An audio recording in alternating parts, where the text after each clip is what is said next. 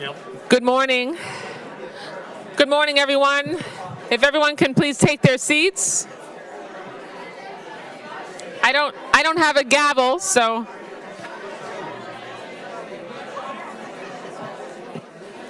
Good morning. Good morning. If everyone can please take their seats. Is the amplification an issue here? Can people hear me? Not when everybody's quiet. Okay. Oh. Good morning. Yeah. I don't know what they've done with mine. Oh, here it is. Oh, fabulous. Oh my. Okay. There's a little. That's when you really need it.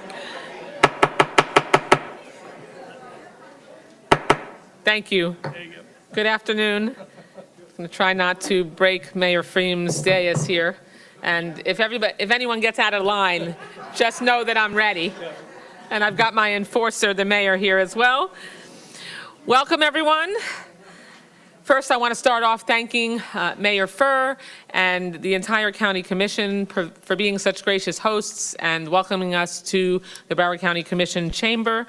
It's always good to be here. It's odd for me to be on this side of the dais. The last time was when they extended the same courtesy when we had our steering and policy field hearing here in April of 2024. And so it's great to be back and welcome all of our allies and friends here and folks in the community. I want to start out just by saying that, well, actually, first let me deal with some housekeeping. I want to acknowledge some of our elected officials that have joined us. School Board Chair countywide, Debbie Hickson. Lauderhill Commissioner Melissa Dunn.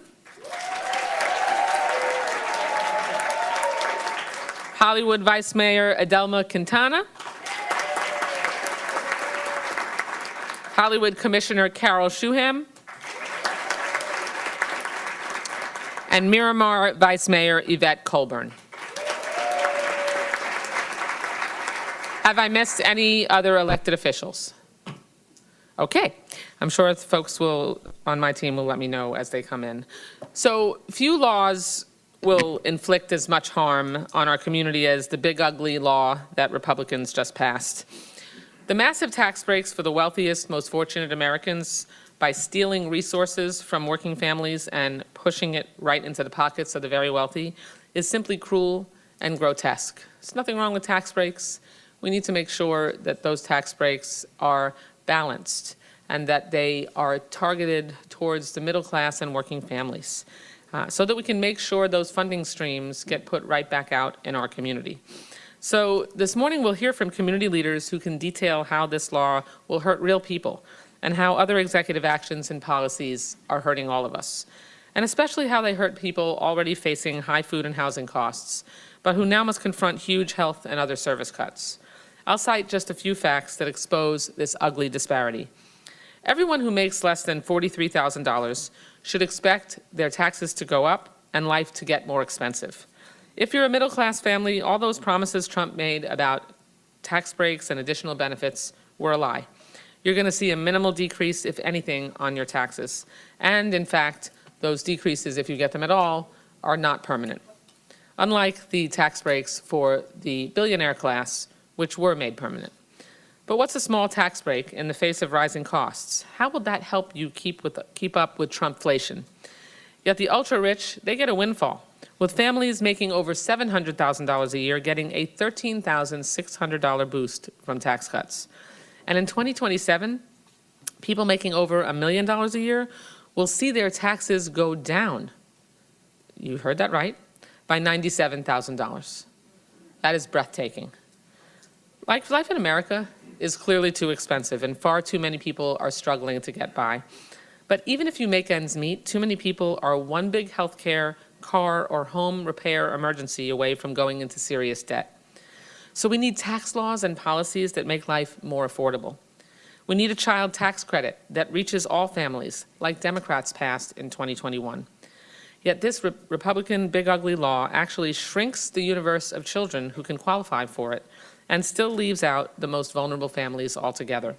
And let's face it, all American families need a minimum and sub-minimum wage hike, like the one that Florida Democrats fought to deliver for our state. Yet in the big ugly law, Republicans slashed Medicaid funding and wrapped its eligibility in so much red tape that millions of people will lose coverage. In total, about 15 million people will be without their insurance because of this bill.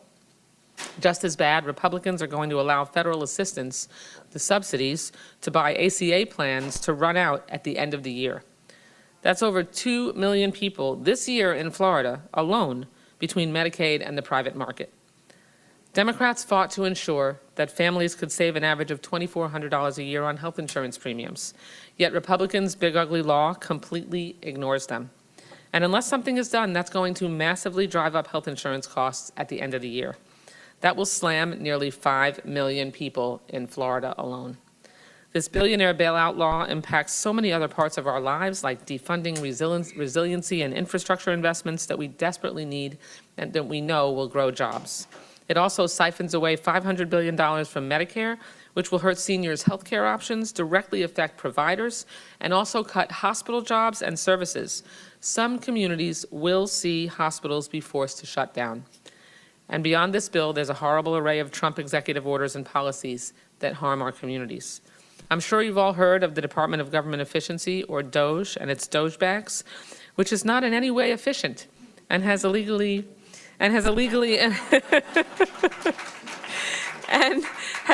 implemented sweeping and unlawful cuts across various federal agencies and programs.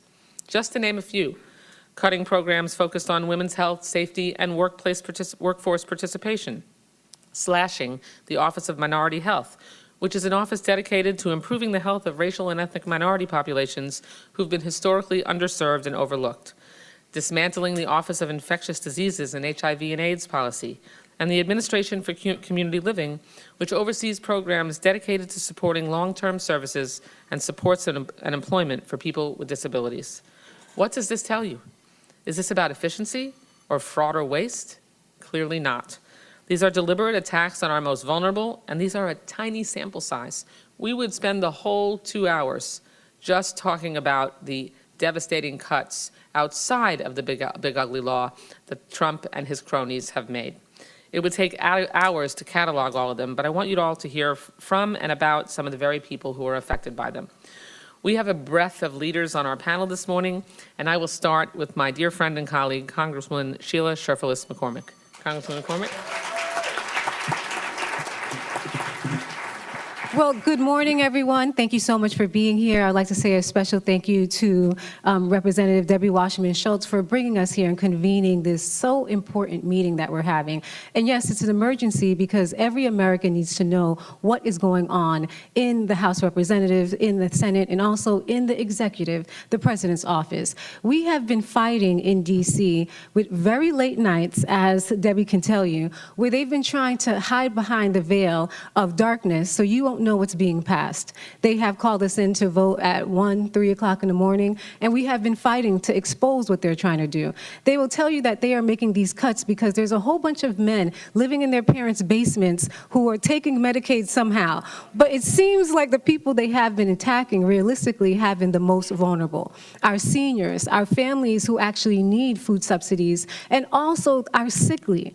And that's what we have to look at each other and ask ourselves, what is really going on here? Why are we attacking the most vulnerable so we can give tax breaks to the richest people in the United States? We've even heard them talk about these are entitlement programs. And I said, no, these are actually an American contract in which we have promised the American people that we will have these lifelines to make sure that every American has dignity, especially our children who are on Medicaid, especially our low-income families, and especially anybody who is disabled. So it hurts my heart that they've passed this bill, but it even even hurts me and makes me more enraged that they've been spineless and have just signed on to this and been afraid to show up and tell the American people what has been done.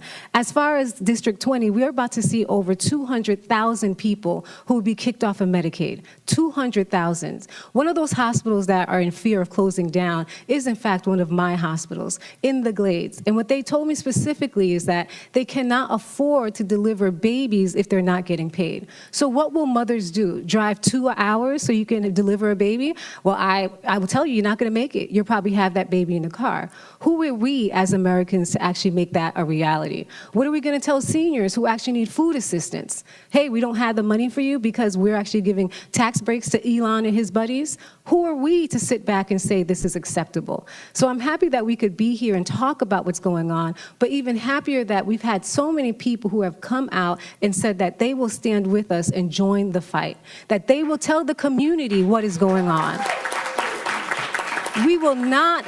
We will not allow them to do this to us, and we will hold everyone accountable. So I thank so much our guests who are brave to be here, because I always say we have to look at the compound effects. This economy, let's be frank, it sucks. It sucks for every single person right now. These poor economic decisions and policies, they suck even more.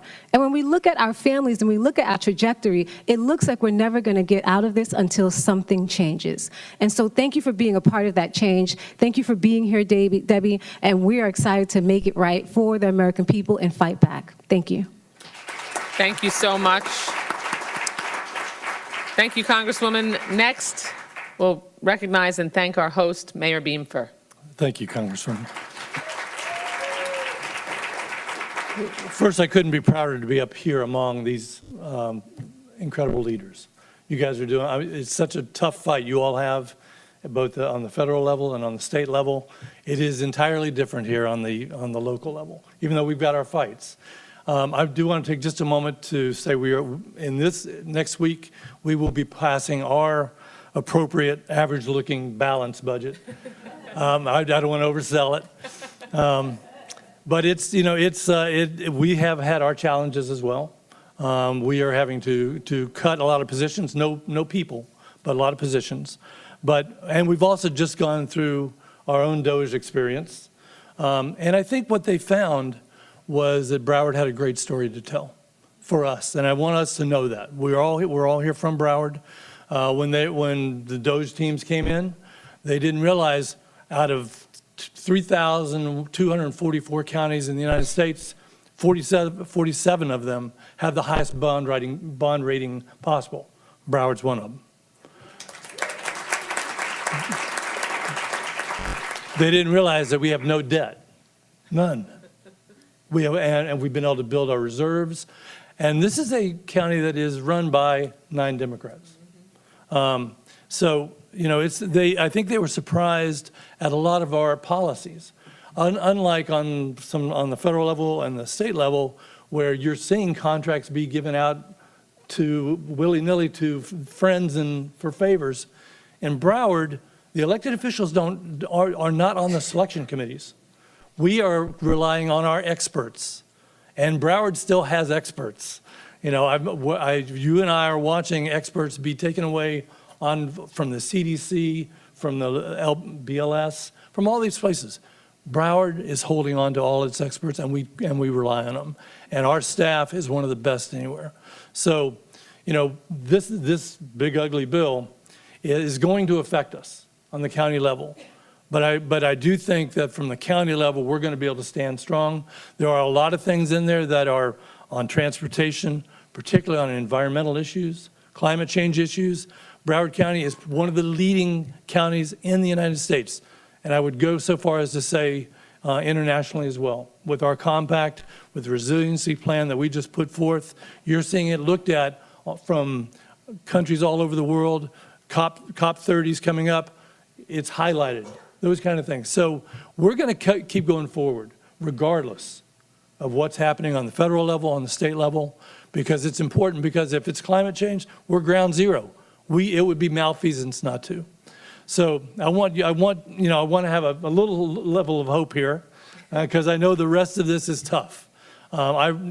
Just like you, I watch the TV and I'm just like, I get a sick feeling in my gut for what's happening at the disassembling of our institutions, because that's what I see happening. But thankfully, we've got people like these people up here that are going to be the bulwarks that hold it, and the people that are here, the institutions, the organizations that are gathered here today are essential for us fighting back and making sure that we preserve what I think we all hold most dear. And when you look at budgets, and we're looking at the effects of the budgets today, budgets tell you what your values are. When you look at a budget, you can see what a government's values are, and you can see what its priorities are. You can see Broward's, and unfortunately, you can see right now the federal government and the state government. But with that, I want to thank you again for allowing us to have a few words, and glad to be here. Thank you so much, Thank you. Mayor.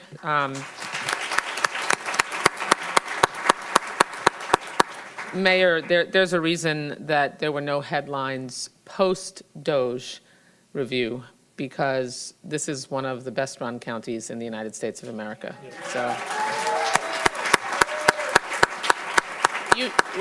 we can be sure from the track record that if they found anything that they wanted to, blow up, they would have done so immediately, and we knew better. And if they find something, we'll do better.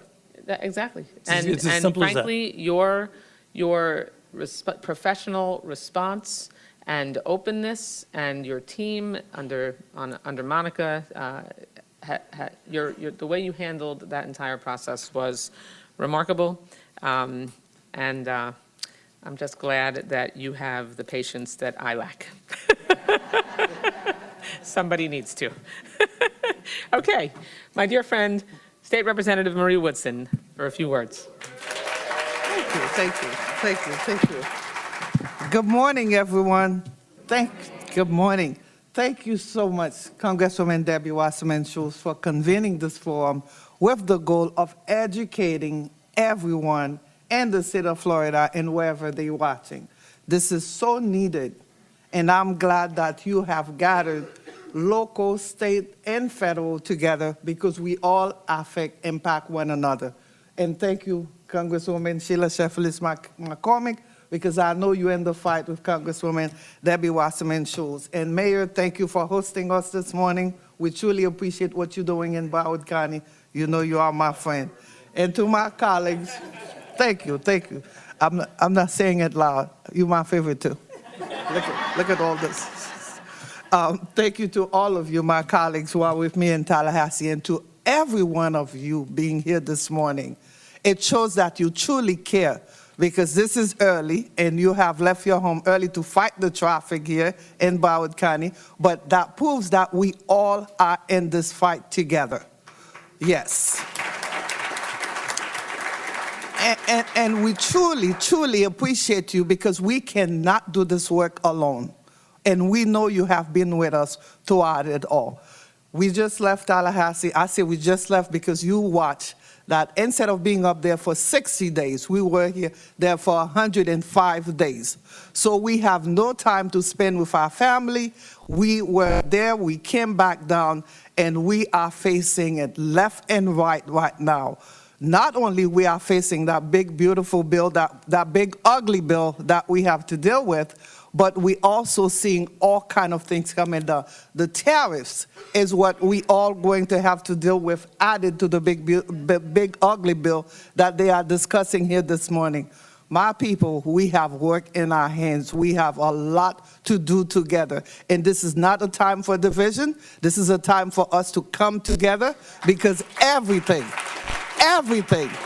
is at stake right now. Let's put our differences aside, because if we keep fighting one another, we are going to be worse than the way we are now. And I'm glad to hear that the mayor mentioned Doge came to Broward County and we passed Doge with flying colors. Mayor, thank you for that. Thank you. Well, we're still waiting to get the report, but I like your thinking. To all of you here, because when we're talking about things that are happening at the federal level, the way it works, it comes from the federal level, pass through to the state, and pass down to the local government. So we all have something in that big ugly bill that we are going to have to deal with. Let's think about our seniors. Our seniors in Broward County right now, because we are in Broward County, but our seniors throughout the world actually are facing issues where they are trying to make ends meet, where they can't afford to buy the medication. They're trying to decide whether to buy medication or to buy food. That's a major issue. Our veterans who put their life on the line for us every day, what are we seeing? A big issue, major issue with housing. A lot of them are homeless. They are in the street. So what do we have in the big ugly bill for them? What do we have? We need to hear it from the people who are dealing with that bill. And at the federal level, this is why we are here. Information is power.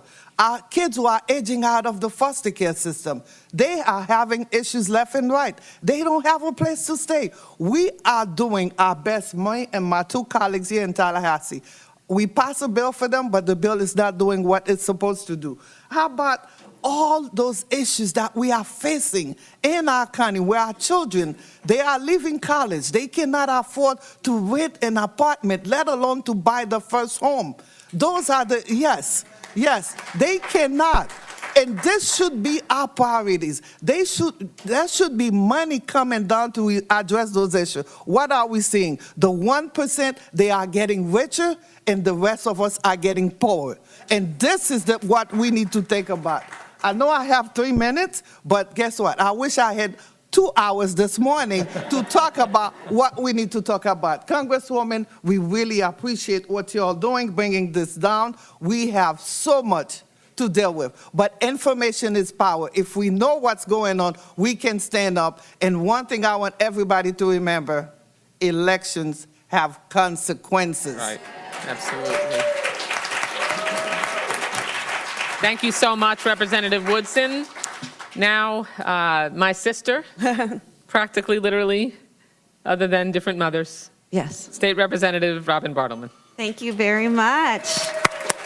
I am very, very happy to be here, and I want to thank you, Congresswoman, for putting, and my sister, it's weird to call you Congresswoman, we're official right now, for putting this together, because I really need to hear from people in the community about what's about to happen and how it's going to impact you. Now, a lot of you might not be aware of this, but in 2 years, the Florida budget forecast is that we will go from a multi-billion-dollar surplus to a multi-billion-dollar deficit.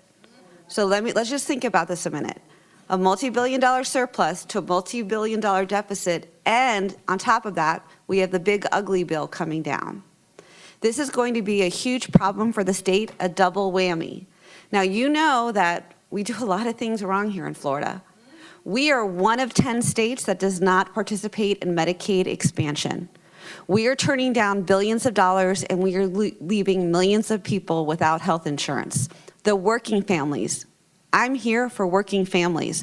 So the people who don't qualify for Medicaid but don't make enough to participate for with the benefits of the Obamacare, they're left in the middle with nothing. Those are the people we're supposed to be helping. We have turned down summer feeding program money for 2 years. I was a special education teacher, assistant principal in Liberty City and Scott Housing Projects. Those kids, you know where they ate? At school. And when they're not in school in the summer, where are they getting their money? Their food. The parents getting the money and the kids getting the money for food. We have turned down $500 million to feed 2 million kids 2 summers in a row. Just because the state of Florida doesn't want to fill out the application. The governor refuses to fill out the application. It is ridiculous. We have an affordable housing crisis. My sister and my mother live together. She is a senior. My daughter, who is a second grade teacher, is living with me. People cannot afford a roof over their heads. It is a sin. We have a property insurance crisis. People are getting priced out of their homes. And we have a health insurance crisis. And this big ugly bill is going to impact every single one of us. We want to talk about Doge. Why aren't we Doging Everglades Alcatraz? That's good. Almost $500,000 on a facility that's about to get closed on no bid contracts to friends? Let's talk about that for a minute. We didn't want to feed children over the summer, but we're going to waste money on something that's about to be closed? That is ridiculous. It is ridiculous. And by the way, our speaker, Perez, started trying to doge and look at what was going on in our state budget because we know in 2 years there's going to be a crisis. And what did he find? That federal dollars that were meant for the neediest people in Florida were diverted to political action committees for television ads. If we're going to doge people, doge everyone. Because in 2 years, we have a budget crisis and we need to be ready. And as you all know, I started my career as a special education teacher. Public education is the great equalizer, first one in my family to go to college. And we have diverted up to $4 billion to voucher programs, to homeschooling programs with absolutely no accountability. We don't know what they're teaching them. We don't know if they're learning to read. We don't know if the teachers are certified. We have no idea what's going on. We know our special ed children aren't getting the services they need, and that is the model that our president wants to use for the country.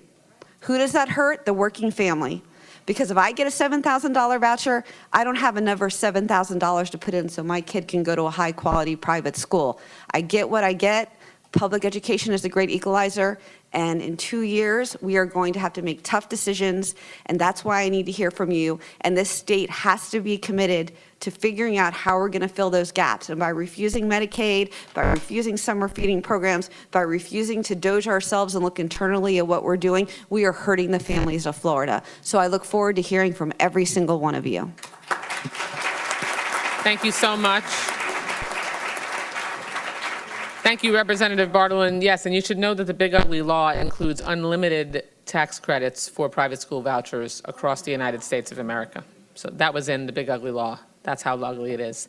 Last, but certainly not least, State Representative Darrell Campbell.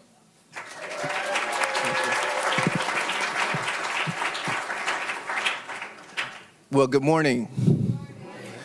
Thank you, Congresswoman, for setting up this panel and bringing us all on board to hear some of the public comments that we're going to hear today. Florida is in a crisis, a housing crisis, a healthcare crisis, a crisis of affordability. And that is the result of deliberate choices by the Republicans within the legislature. Across Florida, nearly 1 million families are paying over 40% of their income in housing. That's the worst rate in the country. These are people, not numbers. These are our teachers, nurses, veterans, service workers. The people who power our communities are priced out living in them. Mortgage payments are still $1,000 more than the pandemic. Last July, 1 in 7 home sales fell apart, not just because people didn't want to buy, but because simply they couldn't afford it. That's a warning sign to us. When families can't buy and can't afford their rent, they lose stability. Communities lose teachers, small businesses lose workers, and nurses. Republicans in Tallahassee still yet dare to call this state a free state of Florida. Put plainly, Republicans give away billions in corporate tax breaks while Floridians struggle to pay rent. But you can't pay rent with corporate tax cuts. How do tax-free NASCAR tickets help you? Republicans do the bidding of luxury developers while teachers are evicted. The Live Local Act, a joke. The legislature has made itself into a branch office of luxury real estate interests. Which brings me to healthcare. Florida ranks 50th in the nation. Millions of our neighbors do not have health insurance. Why? Because Republicans refuse to expand Medicaid. Instead, they try to distract us with clickbait debates over DEI and renaming the Gulf of Mexico. They are choosing profits over people and donors over dignity. Florida is now a state where only the wealthy can get ahead and everyone else is priced out or pushed out. We are fighting for you. We are fighting where housing is affordable, healthcare is accessible, and families don't have to choose between a roof over their head or filling a prescription. That's the difference between people over politics and politics over people.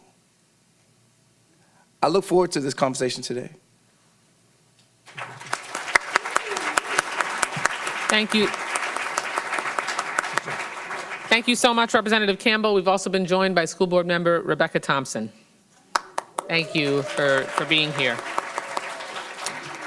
Okay, so in our first panel, we'll hear from Wendy Walsh from Unite Here, Yannick LaRose from the American Federation of Government Employees, and Helene O'Brien from the Service Employees International Union 32BJ. We'll start with Wendy, the General Vice President of Unite Here International Union, who represents hospitality workers nationwide and especially here in our community. Wendy, welcome. Good morning. First, I just want to thank you for including me in this discussion. All of the issues that you've raised this morning, of course, impact our members. But I want to talk specifically about the impact that this moment is having not only on our union members, but on all working people here in South Florida, especially as Labor Day is just a few days away. First, I'll say a quick word about Unite Here, our international union. We represent everyday workers in the tourism and hospitality industry. Our membership is overwhelmingly immigrant, majority women, and very solidly working class. We are housekeepers and dishwashers and bartenders and servers. Our members are very accustomed to struggle. They've been through it all. They risked their lives to come to America. They've worked 2 or 3 jobs on a regular basis. They've been through evictions, and inevitably they've given up a meal to feed their kids. And now they're facing just the latest crisis through the cruelty of this bill and this administration. As we know, hundreds of thousands of workers are having their legal right to work and live here in the United States stripped away from them. The greatest number of those workers are here in South Florida. Right now at the Fort Lauderdale Airport, we have dozens of workers in our industry in food and beverage and retail who are losing their work authorization due to the termination of TPS and of advanced parole. And once that's complete, we will have a tremendous vacancy in the airport for these jobs. I'll talk about one worker, that has the first name Marie for obvious reasons, who's a cashier at the Fort Lauderdale Airport, who is aware that her work authorization under TPS will be stripped away from her and her family on February 23rd, 2026.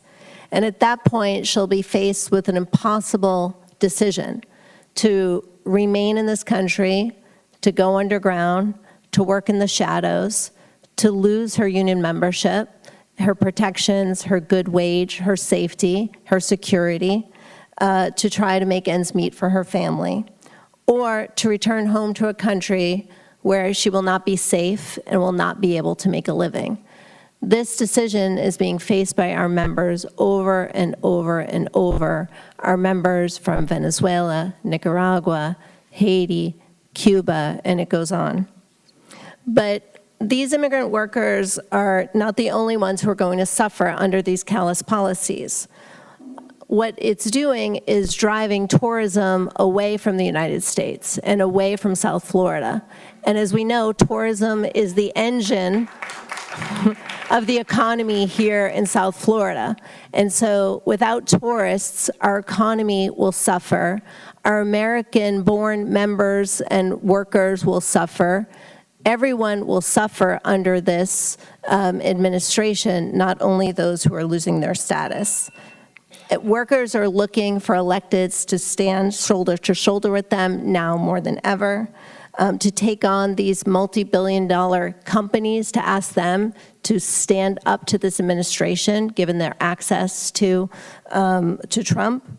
And they're looking for who is going to stand with them. And we've got to bring these workers back to voting with us, but they are going to continue to look to see who's on the picket line with them, who's at the rallies with them, who's standing with them in negotiations, and they're looking for your support more than ever. Thank you. Thank you so much, Wendy. Yannick LaRose is the Executive Vice President of the American Federation of Government Employees, Local 2014. The union represents Social Security employees. Good morning, ladies and gentlemen, colleagues and members of Congress, and thank you for giving me the opportunity to talk about some changes affecting SSA employees.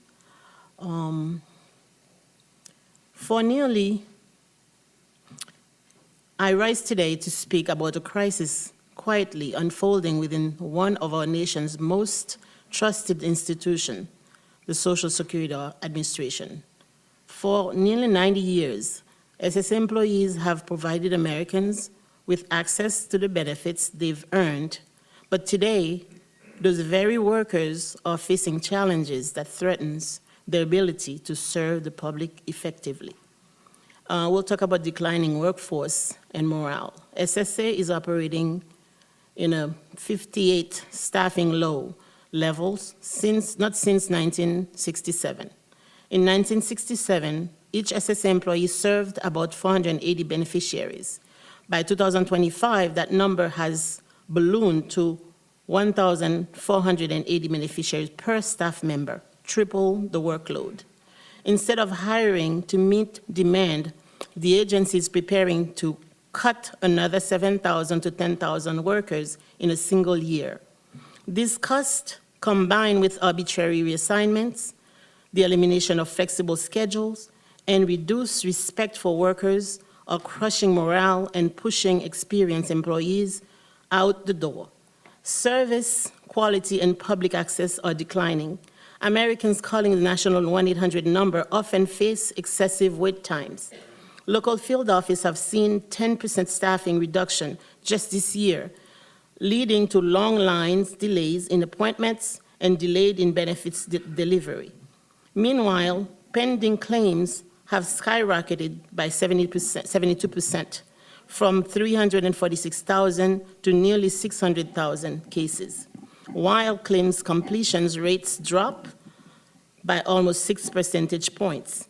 This means real people, seniors, veterans, disabled individuals are waiting longer for benefits they desperately need. SSA leadership claims automation will solve service delays, but the truth is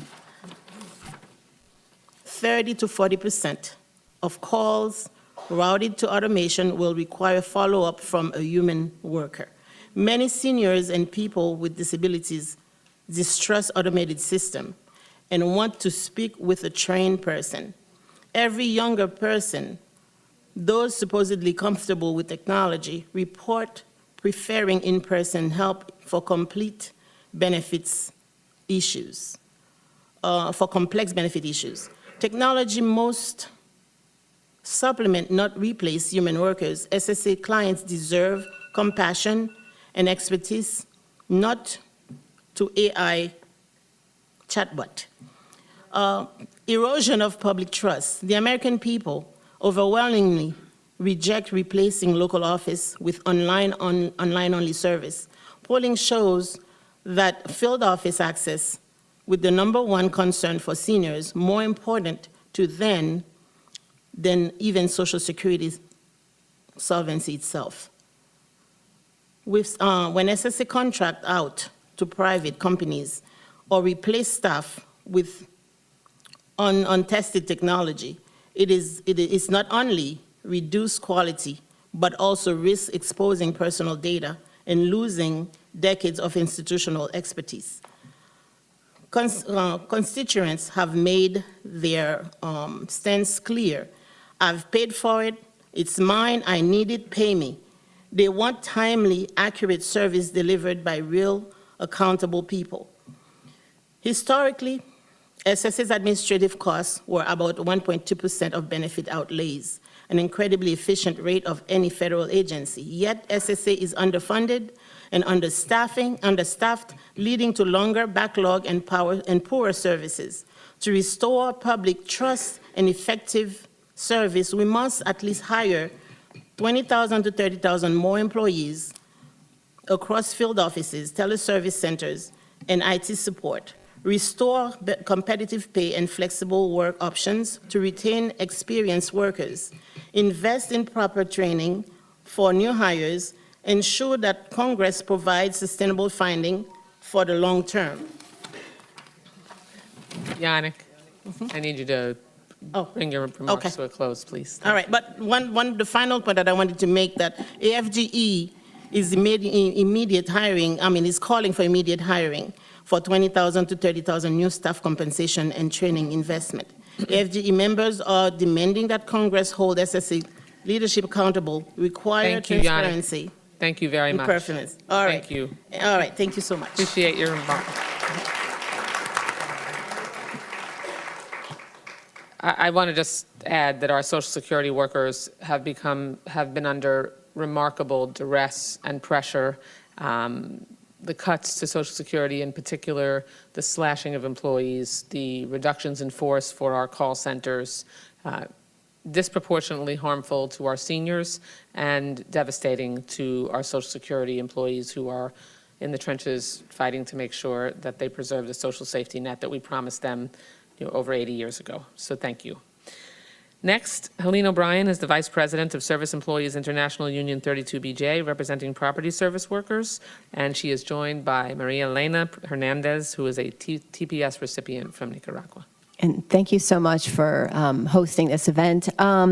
Yes, my name is Helene O'Brien. I lead a union of janitors, airport workers, security officers, fighters. Almost all of our members, a huge percentage, are immigrants. And they are immigrants with various statuses. A bunch are citizens, some have green cards, some are asylum holders, some are refugees, and a whole bunch are currently TPS recipients from Haiti, Nicaragua, and Venezuela.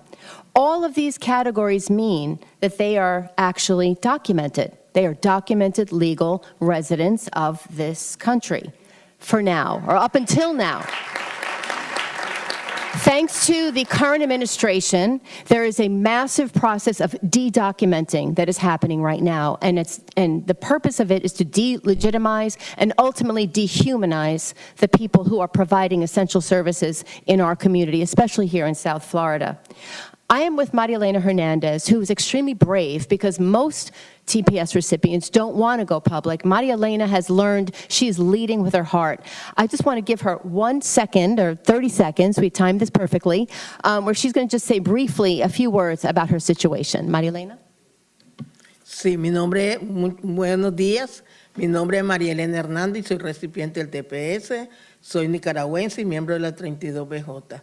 Tengo más de 22 años viviendo en el mismo lugar, 18 años trabajando en el mismo lugar, soy una persona estable y no es justo que en menos de 2 semanas vamos a perder esta protección, más de 60,000 tepecianos, hondureños, nicaragüenses y nepalíes, después de haber vivido tantos años aportando económica y culturalmente en nuestras comunidades y que hemos vivido y respetado las leyes de este país. Yo amo este país y yo espero que pasen una ley, algo que donde nos vuelvan la protección que necesitamos para seguir trabajando honradamente en este país. So Maria Elena basically has been here for more than 2 decades. She has lived in the same apartment in Plantation, Florida for 22 years. She has worked as a janitor and a community leader for 18 years at Nova Southeastern University, and this will be taken away from her. She is going to lose this in a week and a half. In a week and a half, she will now switch to become an illegal undocumented person. She's going to lose her job. She's going to lose her health care. She's going to lose all of the benefits that she has, and we just cannot, we will not stand it. And for Maria Elena, we have hundreds of members at the Fort Lauderdale Airport from Haiti who are facing that in less than 6 months. We must unite as a community and defend our workers. We are an immigrant nation, and especially here in Florida, that is what makes us so unique, is we are immigrants, our family and our grandparents. But we also, thanks to this big, terrible, ugly bill, many workers here get their health coverage from Obamacare, from the Affordable Care Act. And those increases are going to, those costs are going to skyrocket again in 5 months, where people are not going to be able to be covered. And then our sister unions who do health care were not able to be here, but I can share that the nursing homes, apparently 5 out of 8 nursing home patients have their bills paid by Medicaid. That money is going away. So we are going to see an attack not just on our hardworking community, but on our elderly and the nursing homes. So thank you so much. I believe we need to stand together. We need to fight like hell for everyone here. Thank you.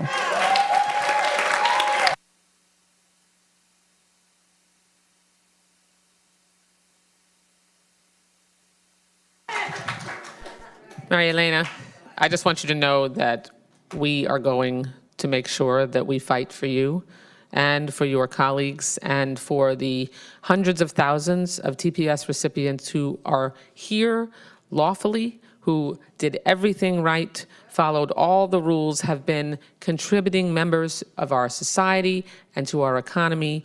And Donald Trump is a mentirosa. He lied when he told the American people that he was going to go after the worst of the worst and was going to prioritize detaining criminals and deporting them. Instead, he's been targeting people like you and your sisters and brothers who have helped make America already great. And we are going to make sure that we continue to fight for you. I know my colleague, Congresswoman Shershwillis McCormick, has to leave soon to go up to the northern part of her district, so I'll recognize her first for her questions. Well, thank you so much for being here and your testimony. You know, this TPS issue is something that's very deep to me. When my parents came from Haiti, my mother actually was a maid at the Waldorf Astoria, and SEIU did represent her. And but for the union who sat there and fought with her, I would never, fought for her, I would never be here today. So this is something very special. And we've been hosting different roundtables and conversations. We've been at the airport explaining to TPS holders and other residents in the United States what's really going on. And to be honest with you, people are living in fear because of these policies. Whenever you have to offer $10,000 as an extra bounty to go chase people down and arrest them, to slam them on the floor without dignity, we know we're living in a terrible society, and that's the reality. In some of the, there's a lot of myths going on right now. This zero-sum mentality that because if immigrants have jobs, somehow they have taken it away from someone, which is completely not true. And right now in the state of Florida, we are looking at over 700,000 people who are immigrants who have TPS who will be forced to leave the United States.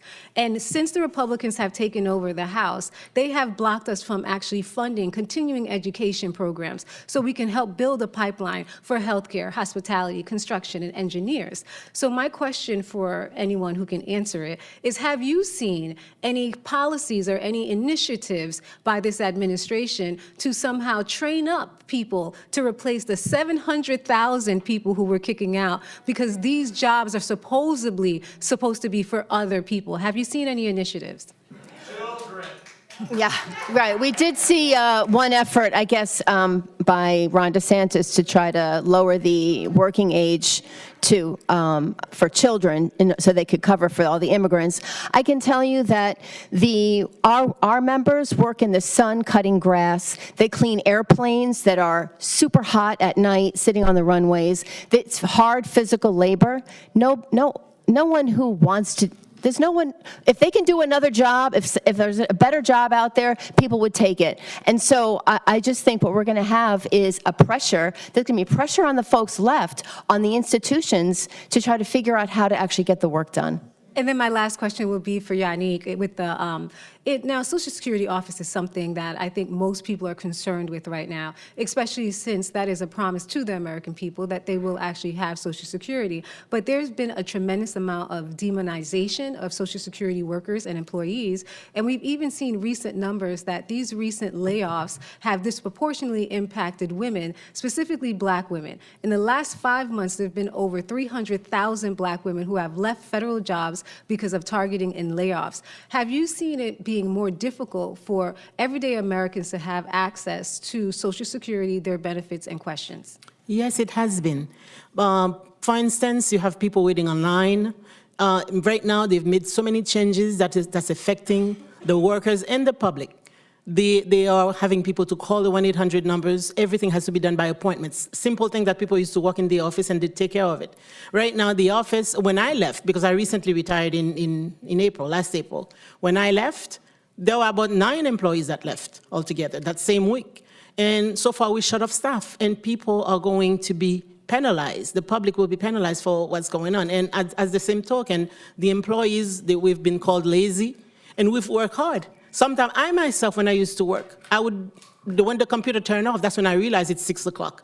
Because I would sit down, when we work at home, when we were working remote, I forgot the time. Sometimes I forgot to take lunch. I forgot to take, to eat my breakfast and so on. I'm sitting there working, trying to complete the work so people can get paid on time. But it's not been appreciated. Everything has changed. Everything has changed from now on. Thank you so much. I yield back. Thank you so much, Congresswoman Sharfield McCormick. Thank you for joining us, and look forward to seeing you in Washington next week.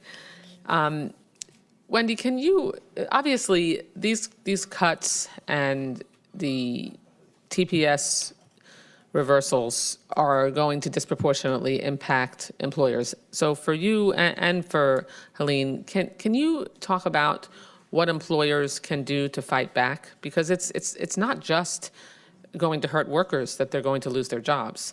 It'll obviously disproportionately harm the employers for whom they work. It will. To speak to the representative's question related to this, I do think that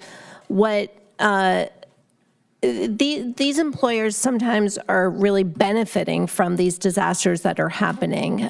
So after 9/11 in 2001, we saw as travel plummeted, and when the workers came back, they never filled all of the positions. They understaffed. Then after the pandemic in 2020, 95% of my members were laid off. And since then, we have never come back to those staffing levels. And that is what's going to happen with the termination of TPS and parole as well, is these employers are going to force the workers who are left behind to do the jobs of 2 people when they've already been doing that, and so maybe 3 people. And these employers really have to be called out to stand up to this administration, they can still stop the termination on September 9th and on February 23rd if employers stood up and said, we need these workers. But I also think we have to make sure that they don't replace workers with J1, H2B, workers who have no protections that the workers have now. And I also think, I'm looking to the mayor, at Broward County in the airport, we have employers right now where we're in bargaining with these employers. HMS Host is a food service company. We settled with one half of the airport. We've been a year without a contract at the HMS Host. These workers are going to get laid off in 6 months, and they need their wage increases now. And so I think to the extent that our electeds could call out these employers to say, 1, you have to treat your workers fairly, you have to replace the vacancies that are coming, and you have to stand up to this administration, because these are multi-billion-dollar companies, private equity, real estate investment trusts. They all have personal relationships with Donald Trump. And whether they do it behind the scenes or out in the open, they need to stand up and fight back against these terminations along with us. And absolutely. And obviously, customer service will be impacted. So what will be the impact when you have fewer workers doing more work on the service that they're? I'll just give you an example, and Helene, you probably can answer this question. I mean, every week, we all see the incredible workers who are kindly bringing people in wheelchairs onto the airplanes and into their seats. That is backbreaking work. And I mean, but besides that, those are folks that might lose their jobs, that will lose their jobs. I mean, I've seen people who wait for a wheelchair assistant to help get them through that process. What is the loss of those jobs and them just having those jobs go away due to attrition going to do to the wait times and the ability to get those customers onto their planes, but the planes off on time? Yeah, it's a great question. I think what happens is when we think about the airport, we think of this, kind of futuristic, shiny place, but really it's powered on humans. And so it's going to be longer to get people to their flights. The planes are going to be dirtier. There's going to be fewer people cleaning the planes. And your bags are going to take a lot longer to get out because of all the folks. There's just fewer people doing the work. It's going to be harder to hire. And with the fear, it's just going to be, people are just afraid now to even work near a place where they have to go through so much government review and oversight. Thank you. Representative Woodson? Thank you, Congresswoman. And thank you to all of you for really giving us the information that we need. I told your staff I was going to leave early, so I have a comment on the immigration as an immigrant. Because in the Constitution, right, and your books in Congress, immigration is a federal issue. Right now, we're making it a state issue and a local issue. Therefore, if they're making it a state issue and a local issue, everybody needs to stand with the immigrant. Everybody. Because when we're talking about immigrants, we're talking about people who are contributing to the economy, who are contributing to the United States of America. I myself is an immigrant from Haiti. I'm contributing, I'm serving at the state level. So many people are here. They're not here to no fault of their own. They fleeing persecution. They fleeing all kind of atrocities. This is not a time to come down on immigrants because a lot of those people who are coming down with those laws, they are immigrants themselves, or they have someone in their family who are a TPS recipient. So we need to stand up because when one person is in trouble, believe me, this is their time now, your time might be coming tomorrow. So we need to really stand with them. When the union is speaking for those CPS recipients or the Biden people, we all need to stand together. Thank you. Representative Bartleman? Hi, I actually just have a real question because I want to get this information. Since you mentioned that 5 out of 8 people in a nursing home are Medicaid recipients, 700,000 people will be leaving. I was listening, taking notes to everything. My bigger concern is we have a huge shortage in healthcare, including at our nursing homes and our veterans facilities. Do you have any numbers of how many people work there now are here on TPS? Because if they just exit those buildings, I want to get a feel of the workforce we have and what we're going to need to do, because that's a real problem that's about to happen. I unfortunately don't have numbers. It is a significant percentage. I mean, you can look at the industries. It's the hard work, low-wage industries that are populated with hardworking, humble immigrants that are really driving our entire economy. Are you able to gather those numbers? Because that's going to be a Yes, really I big bet call. you some folks at our union do have it, so we will follow up on that. Okay, thank you very much. Thank you. And we can also check with AFL to see if, I know SEIU is not part of AFL. Oh, are you back in? Okay, oh, good. Fantastic, fantastic. Then we'll run that up the chain and see what kind of data they've been able to gather. Mayor Furr? Sure, real quick. My questioning was along the same lines. I think we need to know that, particularly on the local level, and soon, obviously very soon. I think the counties always try to work with SEIU a lot, as well as Unite Here. So we need to know some of those facts as soon as possible, and then we can let's see what we can do. Can I just say one word on that? That, we do have to watch out for, so far, parole and TBS have been terminated, but they're not the only work authorizations that employees at the Fort Lauderdale Airport and throughout the county and the nursing homes are on.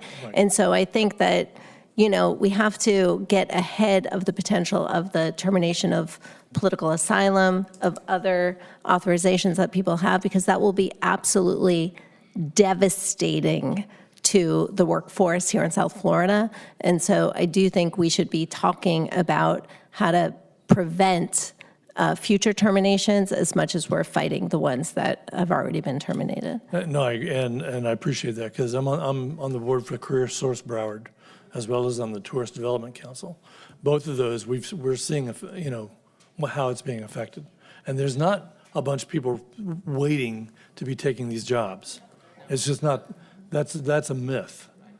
So we, I look forward to working with both y'all. Thank you. Thank you so much. And Yannick, just before we wrap up the questions for panel one, I really, can you give us an idea? I know that you're retired, but you're still very active with your former colleagues. Since there are fewer Social Security employees now, what has the impact been on the time that seniors are having to wait on the phone or drive further because they're closing service centers and having to wait in lines and drive longer distances to get the services in person that they need? What kind of impact have those cuts and the reductions in force had on our seniors? Okay, it has impacted a large number of seniors. First of all, when they call the 1-800 number, they wait and wait for an hour, 2 hours, then they'll go ahead and get discouraged. They'll hang up, call back, and this is how it goes. And they'll go on and go on. So finally, when somebody answers, someone answers the phone, and of course, they give them time frame. Yeah. At the TSC time frame, they cannot go over 9 or 10 minutes. Sometimes the person has a problem that they want to explain, and there's no time. And I don't think it's fair to any of them. And even They're limiting the time that someone on the phone Yes. calling for Yes, they are. questions to be Yes. answered correct on how long they have to speak to them? to speak to them. Yes, they do. How long has that been going on? Oh, it's been going on since, I would say that maybe about since March, April.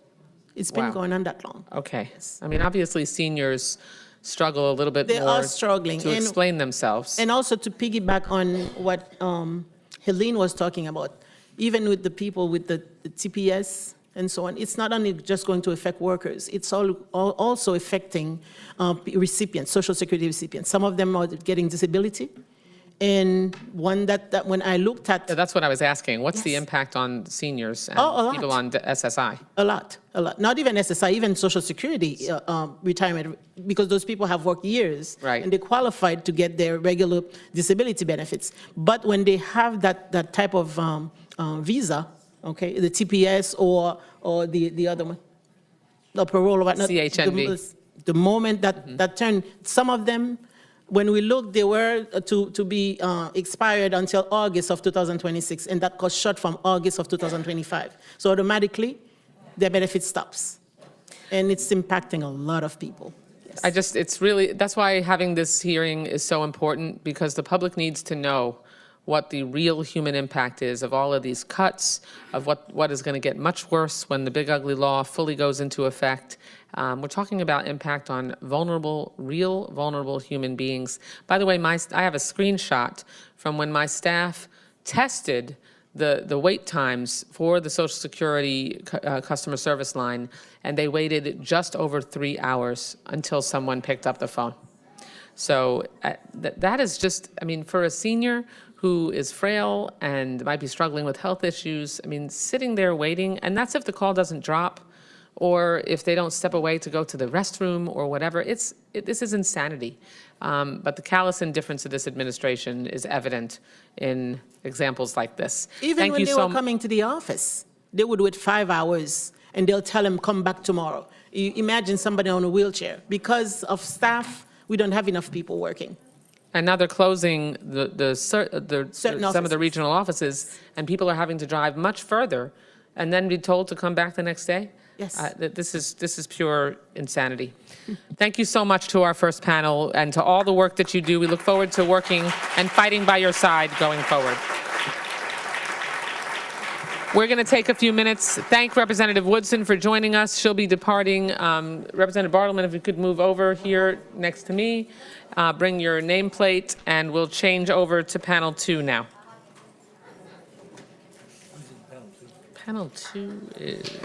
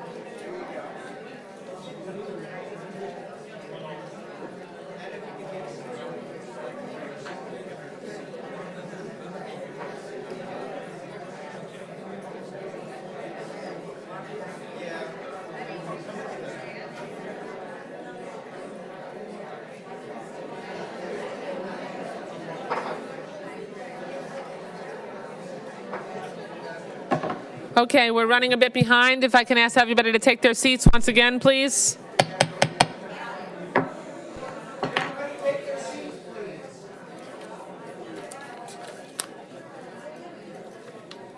Okay, our second panel, we'll hear from, everyone take your seats, please. Our second panel will hear from Anna Fusco with the Broward Teachers Union, Paco Velez from Feeding South Florida, and Robert Boo with the Pride Center at Equality Park. If you have conversations, please take them outside or take your seats, please. I'm going to start using my mother of three voice. The bigger one. Might have to use the bigger one. Okay. Thank you, everyone. Okay. First, I'd like to introduce Anna Fusco, who in this room with this crowd needs no introduction. Anna is the president of the Broward Teachers Union. She represents more than 11,000 members in her union from Broward County, Florida. Anna, you're recognized for 3 minutes. Thank you, Debbie. Thank you, Beam. Thank you, Daryl. And thank you, Robin. You guys are amazing listening to us. Just want to state real quick, and everybody knows me as Anna Fusco, as the Broward Teacher Union president, but I think people don't realize that I'm also an educator in the system for 30 plus years, a mom of a Broward County public school graduate, and who's gone on to do civil service work as a firefighter and a nurse, and is in both unions. So it's much more than that. As a union that we represent our 13,000 plus members, we work for the students in our school. And when we sit here and see that this money is just egregiously being taken away or held back, and they're coming up with BS excuses of why they're doing it, we all know that they're doing it for one purpose only. They want to dummy everybody down. They want to make sure that they can bring in and the stupidity of things so they can take a control. And we know that everybody sitting in this room, along with you and myself, that we're not going to let this happen. If we can just keep touching people's lives of these type of conversations and grow people to our fight. And it's such a shame that we got to keep saying fight, fight, fight. Even everybody knows who knows Fusco. I love the fight. But people don't understand what that means. They're like, what do you mean we have to fight for basic public education, the very core of our country?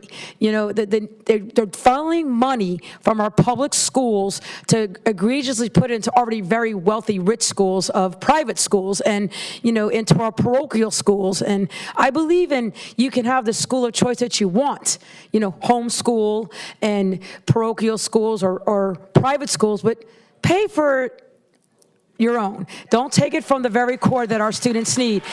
They're taking away from feeding our students. I talk to parents every day. As I say that I'm an educator in Broward County Public Schools, I'm also a very large child advocate. Parents come to me for everything of transportation and, you know, why do I have to walk my kid out so far to be able to take a bus? Because buses are cut, bus drivers are cut. It starts there. You know, food is being cut. Why do I have to fill out an application? What happened to the free food? They don't know what's going on. They depend on the educator, whether I'm a union president or not. I'm a mom, I'm a teacher. We want to educate our parents to understand what is happening in their public schools, and that I don't just fight and go in there and protect a teacher that might do something wrong. No, I'm protecting the good of the student. If our schools are clean and we don't have enough custodians, should have 8 custodians in one school, we may have 3. How effectively can we clean the schools for our students? They have a right to come into a clean school.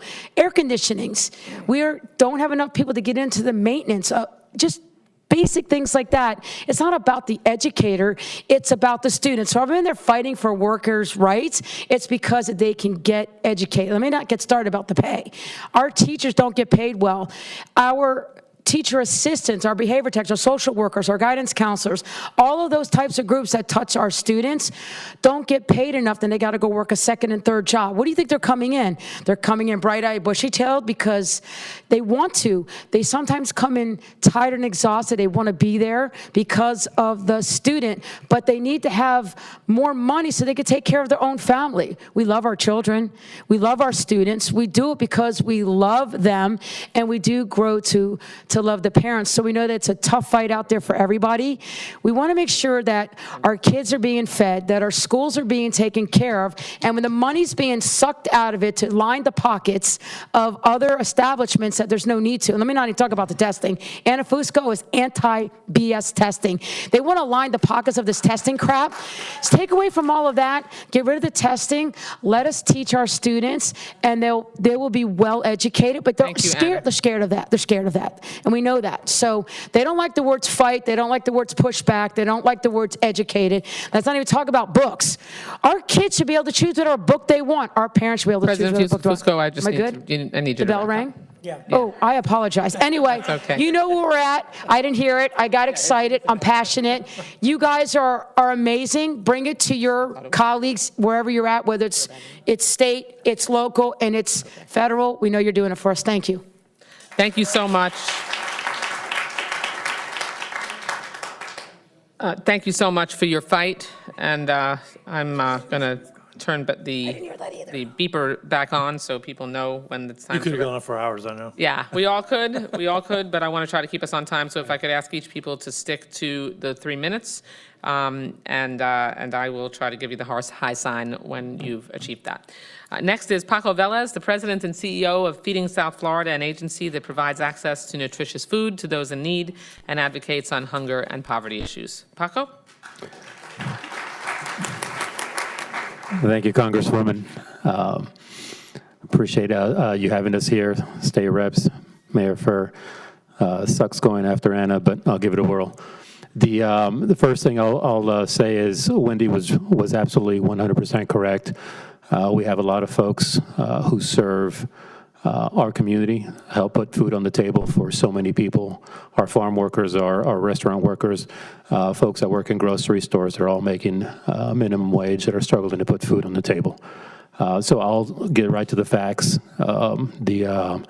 The bill that was passed, unfortunately, in February, cut $700,000 from the budget for us to provide pantries at federally qualified health centers, which means that folks, low-income families going to health clinics are not going to be able to get the food that they need in order to assimilate their medication or to get food to take home with them. September 30th, this coming September 30th, we're losing 2 contracts. One is a $13 million contract that's going to help our farm workers as well as families put produce, proteins, dairy on the table for their families. $13 million is a lot of money that's going to pull food off the tables of these families. And we're also losing a $3.3 million contract from the federal government that provides healthy eating options, nutrition education, food budgeting, and other support for families who struggle with food insecurity. So all in all, Feeding South Florida is losing about $17 million because of the federal budget cuts. At some point, we're going to see families struggling. I know we have talked to colleagues, and they tell me that anytime that they go into a family's home and they're at risk of either domestic violence or pulling the child from that home, the main issue is food. There is no food in the house. I've also worked with many law enforcement folks from Palm Beach County, Broward County, Miami-Dade County, and when they see food insecurity rise, they also see crime rise. And so these are some of the things that we are probably facing. So I want to thank the panel for putting this together. A huge thank you to all the advocates in the gallery for coming out, and also a huge thank you to the media and press that are out here covering this and making sure that folks outside of this room are seeing this. My big concern is the people behind me are already advocates. And we need a lot more. We need a lot more folks fighting for this and making sure that our country, our state, and our communities are safe and that they're thriving. Thank you. Thank you so much, Paco, and know that we're going to continue to stay in the fight to reverse these horrific cuts. Next is Robert Boo, the CEO of the Pride Center at Equality Park. The Pride Center offers a variety of resources tailored to the needs of the LGBTQ+ community. Robert? Good morning, everyone. My tireless advocates, I say thank you for allowing me to represent not only some of the social service organizations in Broward County, but also the LGBT community. I've been associated with the center for 19 and a half years and for 13 and a half as the CEO. Over those years, we have been a core provider of HIV prevention, testing, and education. And we do this, and we're one of the only organizations that does this in a non-traditional, non-clinical setting, meaning we go out into the community where people actually congregate, whether that's at a treatment center, a church, a men's club, Walgreens, wherever the people go, we go. And this is not the first time that we have experienced funding cuts in the state of Florida. Back in 2017, the then governor cut all of the HIV funding. We used to have 6 grants for $1 million with 2 specifically targeting communities of color, 1 for the community of people of trans experience. That got cut. You could only have now 1 grant in the state of Florida for a total of $400,000. So this year, after 5.5 years of that grant going through, in January and February, I knew that the funding cut was going to come through because at that point, the state did not have any conversation of a new RFP process coming out.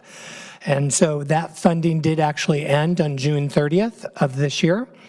And the impact of that is people work in nonprofits because of the mission. They don't do this because they want to own a mansion and a yacht. And so we have already, just this week, had to do a reduction in force because of the loss of funding. And that will be the first one. My COO, who has worked at the center for 19 and a half years, he and his partner are taking their high school age son and moving out of the state because they need to raise him in a more safe environment. And we will not be replacing his position due to funding cuts.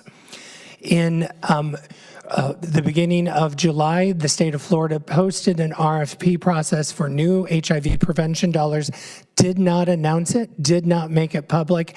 If you did not watch the website, you would not have known about it. We called Broward County Department of Health. They didn't even know that the RFP process was posted. We applied July 31st. They were supposed to make a determination with contracts going into effect on August 1st. That didn't happen. They pushed it to August 25th. And again, still no answer has been given of who will be funded. I have no doubts that as an organization whose incorporated name is the Gay and Lesbian Community Center of Greater Fort Lauderdale, Inc., I have no hope of receiving any funding. There are too many triggers in our name, in our mission, that will prevent us. So I thank you very much. My time is up, but I really thank you. The last thing I will say is in a normal year, we will identify and link 5 people who did not know their status into care. This year, in 8 months, we have linked 11 people already. The epidemic is not over. Thank you. Thank you to each of our panelists. We'll start with questions. Representative Bartleman has a question for, I think, Robert Booth. Well, first I want to actually, you guys know public education is my purpose in life, so I want to first start by thanking President Fusco for representing all of the teachers, including my daughter. I want to thank Lourdes Diaz and Truth Matters for going out and getting that information out to the public about what's really going on. And I want to thank Moms Demand Action for keeping our schools safe. Because schools, that's what it's all about. So I wanted to just draw a nexus for some people.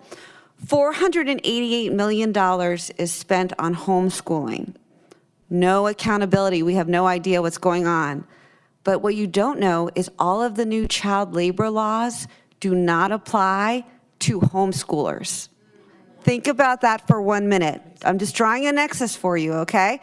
I also want to let you know that 8,400 families used your tax dollars to buy Disney season passes because they were homeschool families. So just make sure you have these facts. I want to tell you that 70% of the people who took new vouchers were already going to very expensive private schools. They are draining the money from public education and the families who need it the most. I had a parent call me this week because she wants to use a voucher to go to a private school that she thinks is a good private school, but it doesn't cover the cost. And she goes, what am I supposed to do? And that's exactly what vouchers are for the millionaires who need a coupon, okay? So Anna, tell me what's happening to the teachers in the schools. You know it firsthand. I hear it from my daughter. They are draining money from public education. How is this impacting the teachers? And by the way, that's impacting every single one of your children, because when they get kicked out of a private school because they're special needs or have behavior problems, because they get to cherry pick who's in their schools, it hurts all children. So tell me a little bit about how this is impacting the teachers and the staff, from the teachers to the paraprofessionals to the cafeteria staff.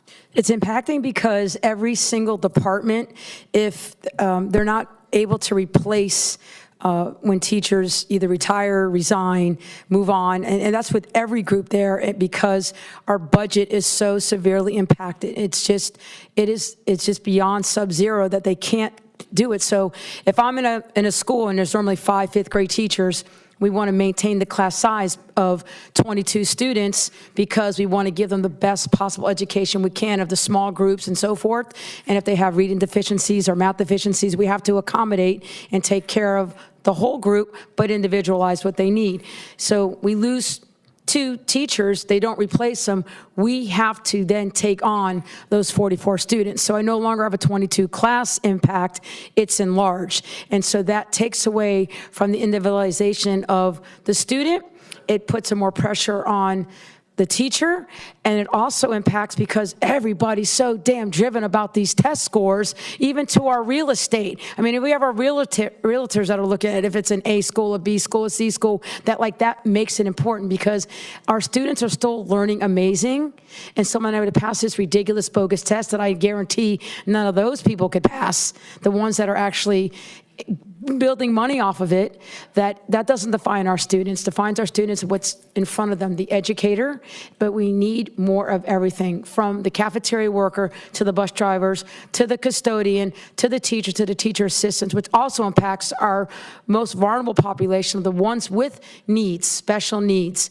We have lost so many of our people to give that one. I have teachers that I've watched, or ESPs watch, pushing a wheelchair, holding 3 kids, walking a line of kids because we don't have enough. That should resonate with people, that our children deserve better. Thank you. Thank you so much. Thank you. And I'll just stress that sadly there is more where that came from because of the big ugly law having $15 billion in it targeted to private school vouchers for people unfettered with no restrictions across the country. The intent is for them to dismantle our public schools. Yeah. A universal free public education is not something that Republicans believe in, and it's evident by their policies. Paco, my question is, I mean, the relentless assault on food assistance and making sure that nutritious food that is affordable or even without cost has been really breathtaking, whether it is the food that is no longer being purchased from local farms and now not available for food distributions that continue to be needed across our community and the country, the FQHC cuts, which I didn't even realize until you testified to those just now, the ability for you to be able to make sure that you don't have to turn people away who are hungry. How are these devastating cuts, both that have occurred already from the illegal impoundment of funds to the further cuts that will occur with the largest cut to nutrition assistance in modern times, in the SNAP cuts that took place in the big ugly law? How will that impact your ability to continue to serve your clients? And have you already, and when do you anticipate needing to have to turn people away who need assistance? Thank you, Congresswoman. So the first thing is, yes, through NIH, we and the FQHC lost a significant amount of money to provide food and nutrition counseling for families exiting the low-income clinics. The funding that we currently have that is set to expire at the end of this government fiscal year, September 30th, is not only helping disadvantaged farmers, it's also helping families. And in South Florida, Feeding South Florida serves more than 1.2 million individuals in Palm Beach, Broward, Miami-Dade, Monroe. And they're coming a lot more frequently. Someone mentioned that the economy is not in good shape, and it really isn't. The folks who are feeling it are the folks who are losing their jobs, or folks who are really feeling the pinch of the economy and struggling to keep a roof over their heads and food on the table. So we're seeing families a lot more. The impact right now is the amount of food that we can provide and the variety of food that we can provide for our families. That's what's really the impact now. As we continue, when we lose the funding, we're going to see that variety and the amount of food coming in dwindle. So last year we distributed over 84 million pounds of food.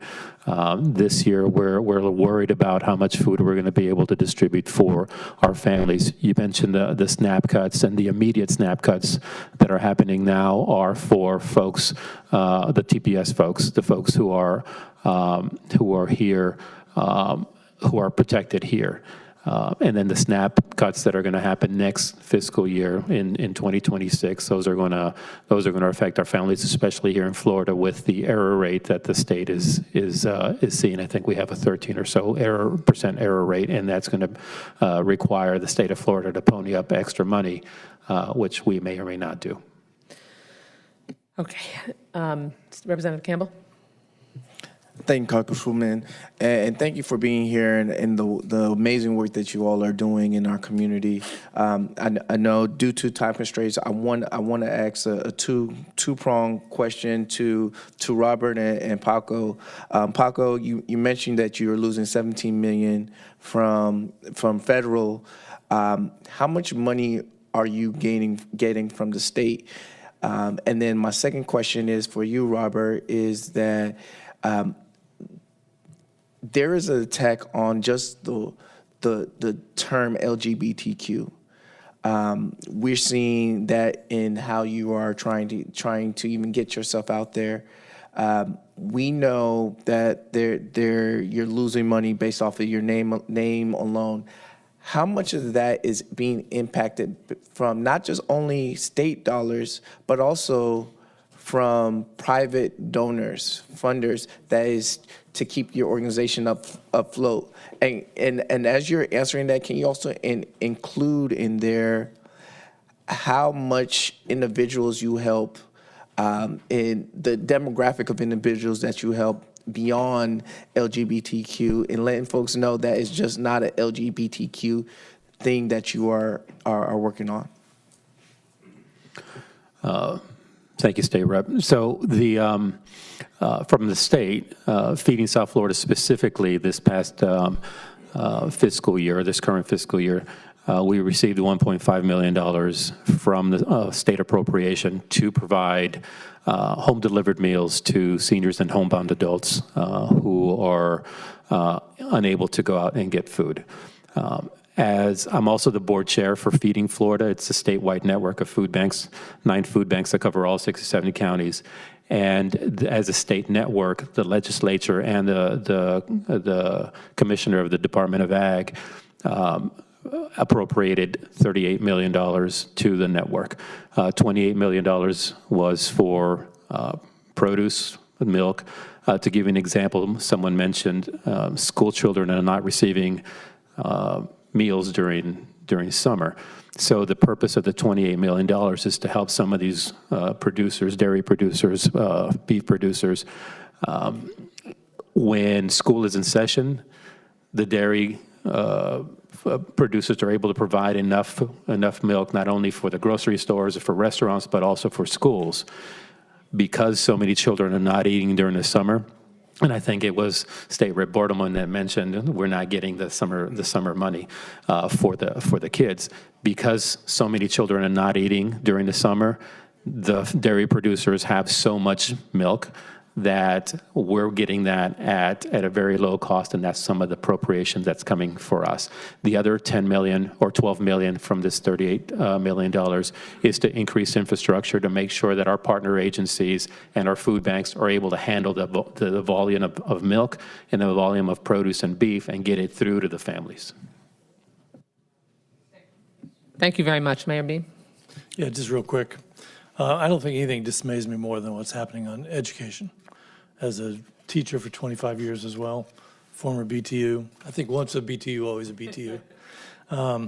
And what's, and the pressures on the school board itself and what we're seeing in Broward. This is, without a good education, we're going to continue to get voters that don't know what they're, being able to analyze and critically think about what the issues in front of them. And that's what, that scares me more than anything. That you don't have, our democracy depends on an educated citizenry. And that's our only hope.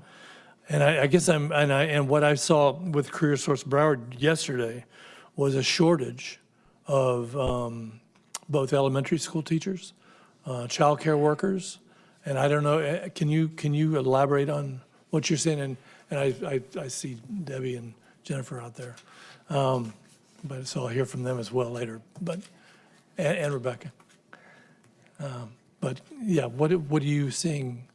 Well, I see there's a shortage because they see multiple reasons why our College of Education is nothing like when I was in it 30 plus years ago. That's one. Two, they're seeing that educators are being villainized.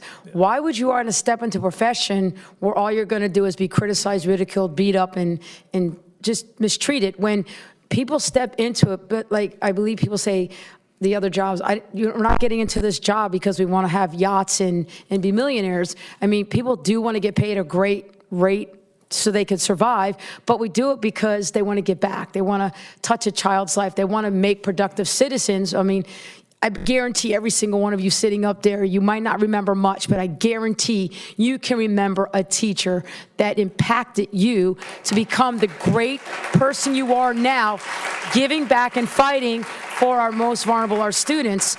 And you might not remember everything that you were taught to the basics, but I guarantee you remember a teacher that impacted you. My teacher that impacted me is my son's godmother. I picked her as my son's godmother. She impacted me so well. I could not remember everything she taught me other than be a good human and be a great citizen and give back. We're seeing a shortage because they don't want to get into it. The pay never increases, and the demands that they're getting is just to drill a kid on how to pass a test. They don't get to authentically educate. They come in, they say, I can't even get 3 years in, I'm out. And that's why we're not keeping them. And that's why we have a shortage. All right, real quick, Paco, thank you for everything you're doing. Are you allowed to take SNAP benefits at your place? So we do have a mobile pharmacy. It's a trailer that goes out into the community. It offers not only free food, but it also provides a mobile retail market. So we do accept SNAP benefits at our facility, yes. And I'm looking at the numbers that you're throwing out and the deficit you're going to be running. I know you're going to be in front of the Broward County Commission next week or the week after. But I do hope you'll bring those same numbers to us. I do wonder if there's a way of doing some food co-ops where we can kind of bridge the gap places. There are places in, I know in Carolina and Massachusetts that some of the food banks have actually worked as a food bank, as a food co-op, where the SNAP benefits will go 50% further than they would have. And I wonder if maybe we want to look at some models like that. Happy to do that as part of the Feeding Florida network. We do have the double bucks, which expands the produce, so you can get double or even triple the amount of produce for this if you're using the SNAP benefits. That's yes, great. That's good to hear. Okay, thank you. Thank you so much. I really have to wrap up. Robert, did you have something very quickly? I just wanted to address the question that State Rep Campbell addressed. Please. So at the federal level, we have 2 still outstanding grants, one from SAMHSA, one for FEMA for the safety and security. The SAMHSA grant was actually pulled back and cleansed. Instead of LGBT, it was LGB. And then at the state level, everyone knows what's going on. Right. In regards to corporate support, corporate sponsors are pulling back because they are afraid to have their name on the line. And to answer the last question, in the demographic that we serve, 60% of the people that we provide HIV testing to are straight allies. So if someone behind Tallahassee or in Washington are saying, oh, it's just for the LGBT community, it is not. We actually had our first African-American woman straight ally test positive with us this month. Wow. Thank you. That just needs to be made so clear. This is not a disease that affects only the LGBTQ population. But we need to make sure we're taking care of the LGBTQ population for sure. Thank you to our panel. Please, in the audience, please stay in your seats so that we can quickly transition to our third panel. Thank you each so much for the incredible work that you do. Okay, as our third panel, final panel makes their way to their seats, Ken Goodfriend from the Alliance of Retired Americans, Bonnie Kaufman, an Affordable Care Act recipient, and Dr. Frank Marks, a retired employee from the National Oceanic and Atmospheric Administration, will join us. Thank you so much.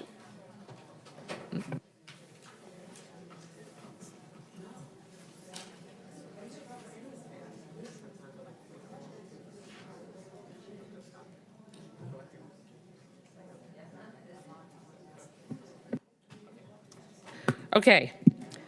First, we'll hear from Ken Goodfriend with the Alliance of Retired Americans, the organization that educates the public about critical issues facing older Americans and working families. Ken, you have 3 minutes. Thank you. Okay. Thank you, Congressman. want to thank the panel for inviting me to address the panel this morning. FLARA, which is the Florida Alliance for Retired Americans, is the Florida branch of the National Alliance for Retired Americans.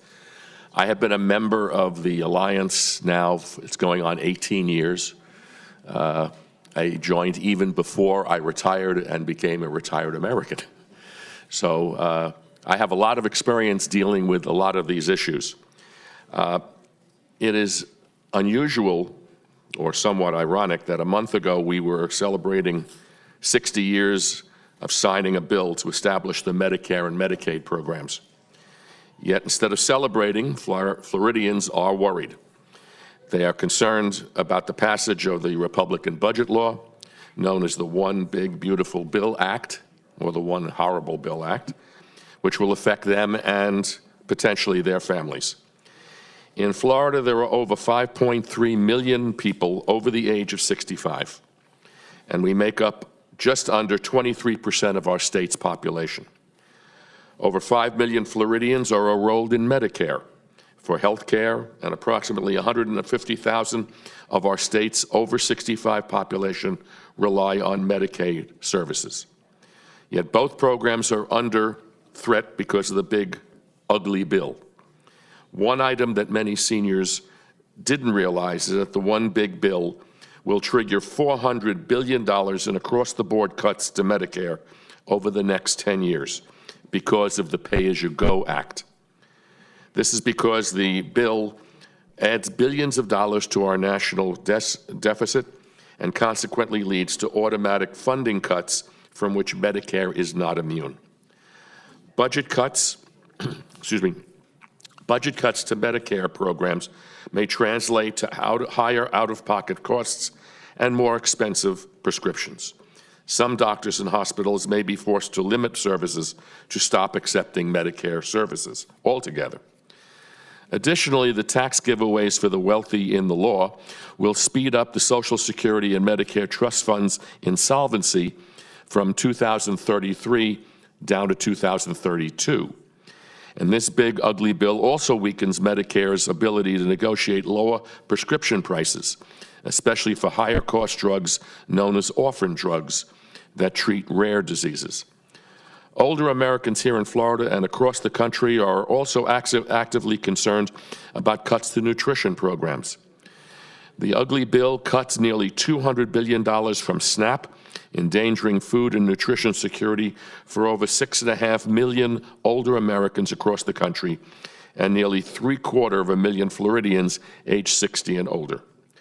Yet perhaps the most salient program that will face nationwide budget cuts, thanks to the Trump law, is Medicaid for older Americans.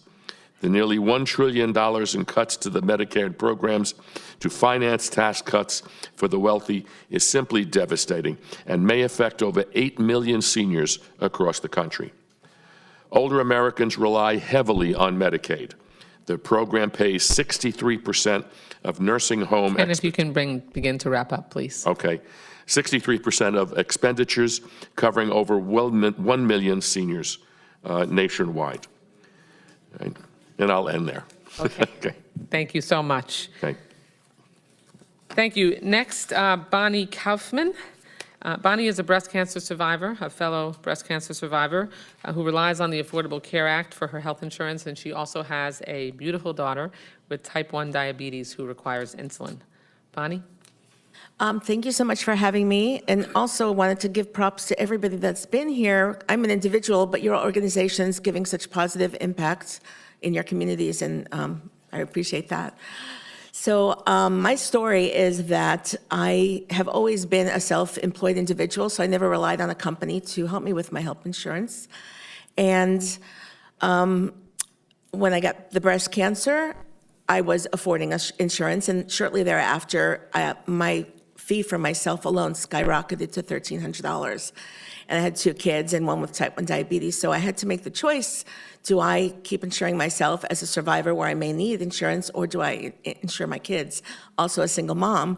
So I went 2 years without insurance, which was a risky thing to do, but you know, you have to make these choices, just like, do you feed your child, or do you feed yourself, which I heard somebody talk about earlier. And thank God for the Affordable Care Act, because I was able to get back onto insurance and feel good. And I did get diagnosed with cancer again, and I was insured. But it made me think also about the people who don't have insurance. One medical bill could put you out on the street these days. So I just wanted to say, and also people talk about type 1 diabetics and it being insulin. They really rely on medical devices. And even with insurance, I still pay $700 out of pocket just to keep her alive. So that's all I want to talk about. Thank God for the Affordable Care Act. I fear that if that goes away, I'm not sure what we'll do. Thank you so much. The Affordable Care Act's not going away. Let's be clear. But the tax credits are expiring December 31st. And so that is the next big fight. And we need to make sure there are plenty of Republicans who represent millions of people who are the beneficiaries of those tax credits. And their healthcare costs will explode if we don't reenact these and extend these tax credits. So that's another part of why we're here this morning. Thank you. And last but not least, an incredible expert whose expertise has saved thousands of lives, Dr. Frank Marks, a renowned scientist who led NOAA's Hurricane Research Division and spearheaded improvements in hurricane forecasting. Dr. Marks. Well, thank you for inviting me, Representative, State Rep, Mayor, Congressman Wasserman Schultz. As you said, I've been doing hurricane research for 45 years. And in those 45 years, it was all government supported, hurricane research, bipartisanly. So I have to work with both sides of the aisle. And I appreciate all the issues and the dealings with congressional appropriations. In the big bill, I don't know whether it's good or bad, they are proposing to get rid of all of NOAA's research. I represented that organization, and as I said, for 69 years now, the U.S. government has supported hurricane research. Through bipartisan collaboration, Congress consistently has supported this approach, most recently in 2017 with the passage of the Weather Research and Forecasting Improvement Act. Out of that act, Congress asked NOAA to maintain a hurricane forecast improvement program. That program was formed in 2009 after the devastating hurricanes in 2004 and 2005. I do want to mention this is the 20th anniversary of Hurricane Katrina. The Hurricane Forecast Improvement Project started in 2009 after NOAA went ahead and said, what do we need to do better? They asked us to reduce forecasts of intensity and track, but they also asked us to start looking at uncertainty and our ability to communicate to our community. Since the 2009 inception, HFIP significantly reduced forecast track error by half, intensity forecast errors by 1/3, and even rapid intensification forecasting by 1/4, 25%, largely due to NOAA hurricane research. A recent economic study estimated the average value of improvements generated by the Hurricane Forecast Improvement Program is approximately $2 billion per landfalling hurricane over the last 15 years, representing a return on investment of over 100 to 1. Proposed budget cuts to NOAA research will terminate this successful collaboration that we've had that has made the Hurricane Forecast Improvement Project possible. The loss of NOAA research expertise will hinder development of new forecast guidance products, impeding the goals that were set out in the Weather Forecasting and Improvement Act. By next year, some critical intensity models will cease to function because they're mainly maintained by researchers both in the Weather Service and in NOAA research, degrading NHC's intensity and track forecasts and impacts to the public.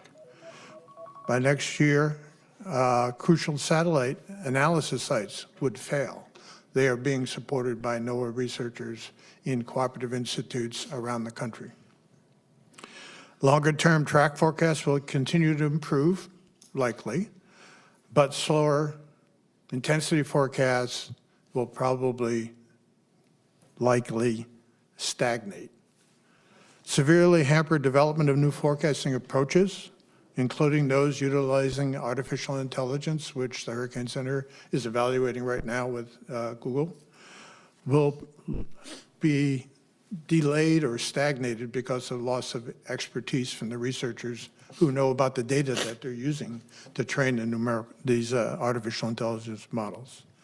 Hazardous impacts from weather extremes, such as hurricanes, like we saw on Hurricane Helene, will likely become the norm. We won't see any more improvements. If we give our best chances of new observations, improved models, and better products and services, I fear we will look back 20 years from now and say, progress stopped now. Thank you. Thank you so much, Dr. Marks. I want to, did you need, okay. Yeah, no, I'm going to get to everybody. So, but Ken, especially because I had to stop you before you finished your remarks completely, I want to ask you, the FARA has been really on the front lines of fighting to protect the relentless assaults by Republicans on our Social Security benefits and system. Recently, Treasury Secretary Scott Bessent said that Trump's baby account policy is, quote, in a way, a backdoor of privatizing Social Security, as if that was a good thing. I mean, they're not even hiding their privatization goal when the Treasury Secretary could say something on the record like that. Can you talk about the potential impacts of the Trump administration's threats to Social Security and Medicare? Well, basically, what many people do not realize is that the vast majority of Social Security recipients rely on that payment for practically all of their income. And any reduction in that income is obviously a big problem for them. Not too many people have pension plans.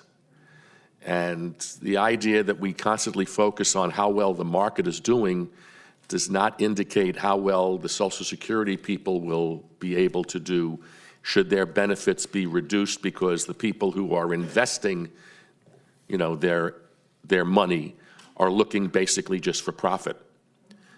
So we are terribly concerned that we are going to face a rather difficult situation for many of our older seniors, the ones who are 70 and older, who really rely on that income for themselves. Thank you. Mayor Furr? First of all, thank all three of y'all for coming. We know if you didn't have Social Security, how many people would be in poverty or out on the street, you know? And Bonnie, thank you for your story and being willing to say that, because I think people need to hear what those effects of taking away Medicaid would do, or Medicare or Obamacare. Those kind of things they're real, and people are involved on that. Dr. Marks, your remarks scared the hell out of me. Yeah. And if you don't, and if there's a way that you could send what you just wrote to me, I would really appreciate it. We just had a drill at the Emergency Operations Center where we've got everything all ready to go, and it doesn't matter how good we're ready to go. If the information that's coming to us is not the best, this decimation of expertise, and that's what's happening. You've got some of the best and the brightest minds in this country being shown the door, especially in some of the brightest scientists we have, and say, we don't need you anymore. I have to bite my tongue on that one. Mayor, can I just interject one additional thing that Dr. Marks didn't mention? There is also a proposal from the administration to close all of the hurricane research labs nationwide. Yeah. Nationwide.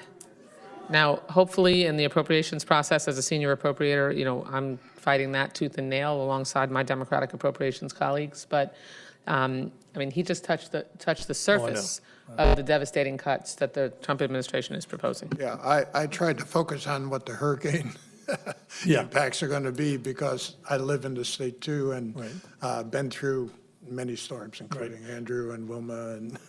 But the parts that where outreach and those kind of things that you were talking about and research of how to get word out, things that happened in the floods in Texas, those positions had been taken away.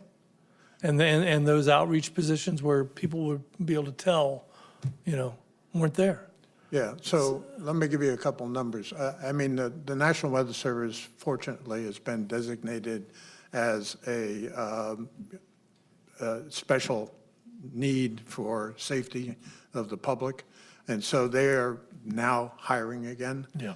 But in the past 6 months, the organization that I once led, I left about a year ago, and when I retired, they've lost almost 30% of their staff, mostly young people. Yeah. I can tell you 3 postdocs that I worked with have left because they're looking for jobs. They figure they're not going to have a job anymore. Right. These are the best and the brightest. You can have all the widgets and gadgets and models and airplanes you want, but it's the gray matter between the ears that matters, and those people are the ones impacted. You're talking about education. Those people go on to become the future leaders in our research. And without research, the Hurricane Center, they're great. They're going to have their staff, but they're looking at less value for what they do. And when I say what happens now will become the norm, I mean that we're probably eating our seed corn for the next 20 or 25 years when these people are going to go into the private sector. And I've been incredibly impressed at how much better the predictions have gone over the last 10 years. It has just gotten better and better, and that cone, that HFIP is so much more exact. But what's going to happen is you're not going to be able to be as exact. You're going to have to widen that, and then you're going to get people who have fatigue because everybody's going, oh, it's not coming this time. And that's the reality of it. Well, the other point is that impacts are local. Yeah. Okay, they're dependent on the local emergency managers, the local government, to make good decisions. Right. The Hurricane Center is giving you where it's going to be, what the hazard might be. You have to make decisions. Right. Where we were going with the Hurricane Focus Improvement Program is how do we make that communication so that it's better? Yeah. So we don't have an Ian. And that people will trust that when you say that it's time to move. But if it's like, if you're having to be very conservative with your prediction, you're going to be telling a lot of people to evacuate that didn't need to evacuate. And over time, that you're crying wolf. Right. And that is not a good thing. And at some point, somebody's going to say, hey, it's not coming here. And then bad things happen. So if there's any way can I get a copy of what you wrote? Is that possible? I'd love that. All of us. All of us, yeah. And I held a press briefing with Dr. Marks and a number of other National Weather Service and NOAA experts, as well as my annual hurricane briefing, and we got a tremendous, I can actually, we live streamed both. Okay. So I can provide that'd be you with great. that information because they went into very specific detail. It is blood curdling. How scary the impact is in the future if these cuts are allowed to go through. Right. Well, thank all three of you all for Thank being you. here. Representative Campbell? Thank you, Madam Chair, and thank you for being here, and you guys brought some interesting facts. Bonnie, you hold a dear place in my heart because I lost my father to cancer when I was in high school. Being a young man, becoming a young adult, it was a tricky place to navigate and trying to learn and find out who I am, who I wanted to be without that father figure in my life, or just with one parent. And so you being a parent and you sharing your story here, could you talk about the feeling and the thought process you had to go through or put yourself through so that everyone here and people watching know what that experience is like in deciding whether or not I'm going to choose my health or choose another option in knowing that I only have one way? It's either my life or something else. Well, they're not easy decisions, and I have a very domineering New York mother who was yelling at me not to give up my health insurance. So, but I didn't know what to do because I didn't have, I only have my income, and that's what a parent does, right? It was hard, and I knew I just tried to be as healthy as I can, and 15 years later it came. I got another kind of cancer, but I'm fine, and I'm just grateful that pre-existing condition clause is gone, and I hope it does never come back. I hope prices don't come up. I mean, headache is a pre-existing condition, so it's kind of silly, but that's why my bill skyrocketed so much. Yeah. But $1,300 for one person to have health insurance is ridiculous. I mean, ridiculous. I mean, some people don't make that much a month, So anyway, and sorry for your loss. And, I'm not alone in this. I mean, everybody is affected by this disease, and healthcare is important. My parents are on Medicare, and so I worry about that too. And they are on a fixed income, just their Social Security. So, it's a trying time, and there's a lot of different issues, and they're all equally as important, and you have such a hard job. Which one do we fight for, first? So I've heard all. Thank you, everybody, for all you do as well. Thank you, Bonnie. I want to thank our panel for your incredible advocacy and really just being on the front lines. You didn't have to be here today, and it's really contributes to our knowledge base and to helping us raise awareness in the public about the impacts of this law and of the cuts coming from this administration, and frankly, from the DeSantis administration as well, that my colleagues at the state legislative level are dealing with and fighting against as well. So thank you to our panel. And as you transition from the table, we'll go to the audience questions that we asked you to submit, and thank you to our panel very much. We asked the audience to submit questions to us to make sure that we could cover the issues that are important to folks in the community, in addition to the experts that we had at the witness table today. Our first question is from Michael Rayner, who asks, the ACA premium subsidies have made access to health care more affordable. With the subsidies expiring, many people will go without health care. Are Republicans rethinking their opposition to these subsidies? I mean, my answer to that question is I certainly hope so. It does not look that way at the moment. We'll go back into session on Tuesday, and through Tuesday on through December 31st, there will be a Herculean effort waged by Democrats and advocates and healthcare providers to fight to make sure that that the right choice is made by these Republican members of Congress, because they are able to. They did not reenact them in the big ugly law, and we are absolutely able to reenact, and we must reenact these premium tax credits, without which the cost of ACA policies are going to skyrocket. And people will get an indication coming up soon of just how much, because healthcare insurance companies file their rates a couple of months in advance of the policies going into effect. So we are going to see a pretty significant uproar if we don't act soon, so that those companies can avoid having to notify their beneficiaries of that really significant incoming increase. So I know when I go back, that's going to be a major top priority for me and for my Democratic colleagues. This is something that is changeable, is fixable right now, and we're going to need a lot of public communication and pressure in order to make sure that Republican members of Congress are feeling the pressure from their own constituents, because they have millions of people who benefit and whose health insurance is more affordable as a result. Making life more affordable needs to be our top priority. And, it's put up or shut up time.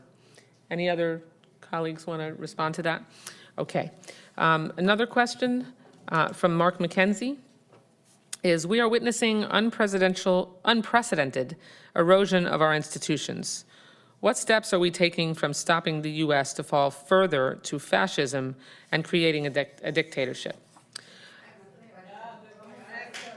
Yeah, that's why I read it. I couldn't possibly agree more about the march toward authoritarianism and the autocracy that President Trump has nearly fully embraced. I mean, in fact, he casually remarked from a press conference in the White House the other day that he thinks that that many people, or if not most people, want a dictator in the United States. I mean, for him to believe that is telling and dangerous. And what we are doing as Democrats in Congress is we are pressing in Congress, in the courts, in the community, with lawsuits, with advocacy, with protest, with organizing, and making sure that we have events like this one in our districts, because what the administration is doing intentionally is throwing up distractions in order to make people pay attention to shiny objects, to call their attention away from the fact that they are literally eroding our institutions intentionally. While we were here in this hearing, I got information from my own staff that describes that the administration has just illegally cut by impoundment $4.9 billion in additional assistance to State Department and foreign aid programs, the kind that keep us safe, the kind that make sure that our national security interests are protected illegally, because these are programs that were enacted by Congress, funded and signed into law by the President of the United States. So we have to make sure that we are all in. The community has to be communicating with their representatives in Congress to fight back. And we also have to make sure that we prepare for the upcoming election. As Representative Woodson said, elections have consequences. And at the end of the day, the result of those elections is what determines whether or not we continue to move in the same direction that a governing body is taking us, or if we move in another direction. Speaking of fascism, I think that our legislative colleagues might have something to add. Representative Parliament. I would just add that last week I had the opportunity to go to Israel to see the Holocaust Museum. And when you first walk in, when they start talking about history and what Hitler did, it was removing books. It was removing books. And then it was vilifying one group of people, enough to rally a whole country to say we're going to move Jewish people to ghettos after the books. And as you went through that, I went through that museum, I saw the parallels of what's happening here.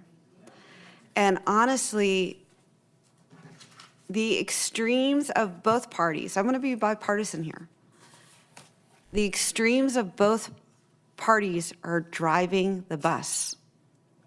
And that is not what most of Americans want. I am horrified right now about these NOAA cuts. Like, I heard about it, but then hearing it again with the gentleman sitting in front of me, knowing we're in the middle of hurricane season, scares the hell out of me. Yeah. Okay? So somehow we need, because I talk to people, I work across the aisle, I passed 15 bills in 5 years. We need to get rational minds together in a room and do what's best for the American people. And then we need to hold people accountable for following laws, for having good character. That's what we're supposed to be about, because once we lose this democracy, we're not going to get it back. And so we need to rally, not to these extremes that's happening. We need to say, everyone in the middle, let's preserve the United States of America. Let's fight against the extremes and really, really, we need to be representing everyone. So scared to death about the future of our country. Senator Campbell? Thank you, Madam Chair. I definitely agree to what my colleagues up here are saying. I would want to add is that what we are doing here is that we're keeping each other abreast. I know you may feel defeated, you may feel hopeless, but you being in this space, you wanting to learn what is actually going on provides hope for us, because we have to go back and we have to go fight on your behalf. And when we come back home and we keep you abreast of what's going up there, we're hoping that you go back and you keep your family, your friends, your communities, whoever it is that you come across on your day-to-day abreast, afloat, and figuring out what can we do on a day-to-day basis. This is not information for us to relay to you just to make you feel defeated. We want to empower you.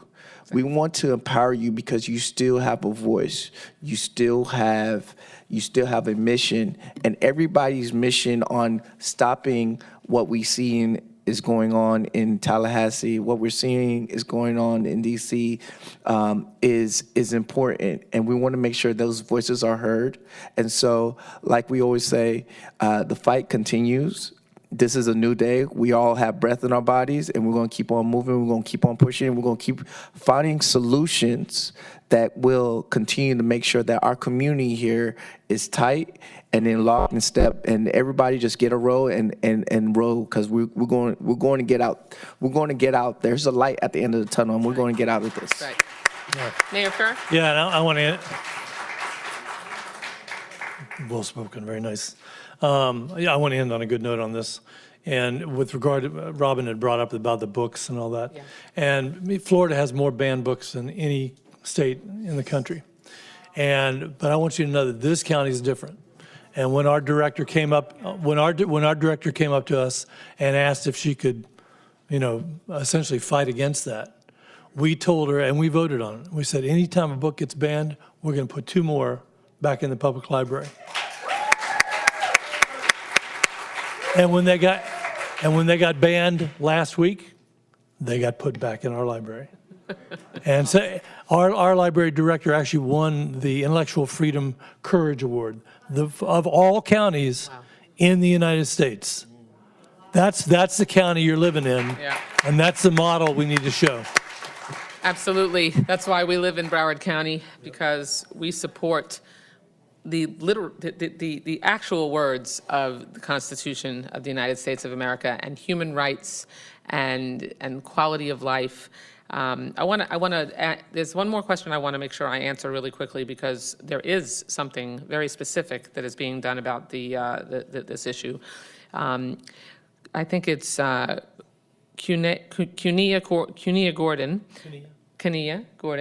who lives in my district in Hallandale Beach, and Beams, with healthcare issues on the forefront with the reduction in Medicaid benefits and Florida refusing to expand Medicaid by completing the application. Would an initiative to put Medicare expansion before the voters and the people, if passed, force the state to complete the application? Millions of Floridians will lose their health care, jobs will be lost, and hospitals will also close. We need your help. Well, help is on the way. And this is something you can directly get involved in, because there is a campaign to put Medicaid expansion on the ballot in our state constitution. Everyone should sign the petition, get involved. There is an organization and folks who are canvassing and standing outside of supermarkets and fully engaged, and I'm sure that you might have a way to help folks get their signatures on that petition here today. So as we close, and thank you so much for raising that. I had a hunch that you already knew the answer. It is so incredibly important. I'll just close this way. 17 and a half years ago, I heard the most frightening words that I'd ever heard in my life, and those were the words, "You have cancer." I found the lump myself. I was 41 years old. I had just had my first mammogram, and a couple months later, I found this lump. And I was familiar enough with my own health that I knew when something felt different. And I picture of health one day, next day I was a cancer patient. My parents raised me to understand that if you don't have your health, you don't have anything. And what is the most evil, infuriating, outrageous, unacceptable thing is that almost every single thing that we have discussed today, in some way, will be the impact of the cuts, of the firings, of the elimination of programs, of the tax breaks, the reverse Robin Hood of stealing funding from people's health and well-being to provide more tax breaks to the wealthiest, most fortunate Americans.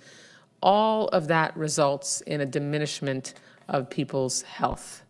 The cuts that have been proposed and some that are already going through will cause deaths. People are going to die for lack of health insurance, not through illness, but simply because of the fact that they can't go to the doctor if there is something wrong.